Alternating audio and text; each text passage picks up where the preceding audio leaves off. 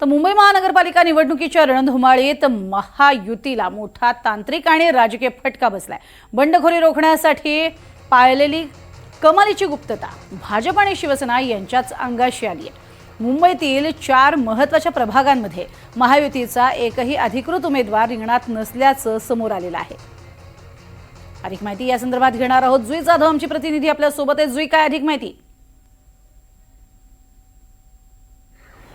प्रज्ञा, आपण पाहतोय मुंबई महानगरपालिका निवडणूक जाहीर होण्याच्या काही महिन्यांआधीपासूनच सर्वच पक्षांनी तयारीला सुरुवात केली होती। कुठले उमेदवार द्यायचे, कुठल्या प्रभागामध्ये उमेदवार द्यायचे, या सगळ्या संदर्भात चर्चा सुरू होती।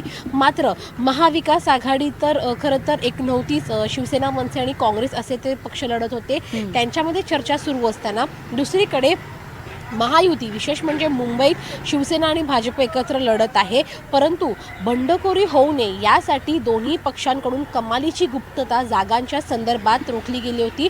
अवघे काही म्हणजे उमेदवारी अर्ज दाखल करण्याच्या काही तासांआधीच जागा वाटपाचा जो फॉर्म्युला आहे तो बाहेर काढण्यात आला होता, कारण का बंडखोरी होऊ नये यासाठी।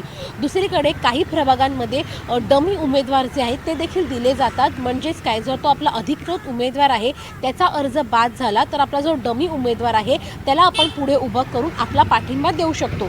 परंतु या सगळ्यामध्ये 4 प्रभाग असे राहिले आहेत दोन्ही महायुतीकडून, शिवसेना आणि भाजपकडून, की जिथे आता यांचा उमेदवारच राहिलेला नाही।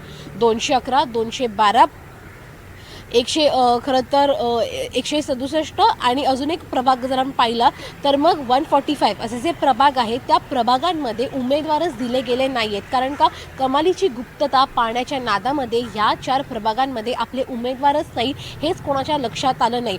अपक्ष उमेदवार, बंडखोरी होऊ नये यासाठी डमी उमेदवार, असं जो काही पेच आहे तो सोडवण्याच्या नादामध्ये या 4 प्रभागांमध्ये उमेदवार दिले गेले नाहीत आणि त्यामुळे याचा फटका दोघांनाही बसू शकतो। कारण का तिथे आपला उमेदवार नसल्याने हे 4 प्रभाग हातातून निसटून गेले आहेत। मुख्य म्हणजे दक्षिण मुंबईचा हा भाग आहे।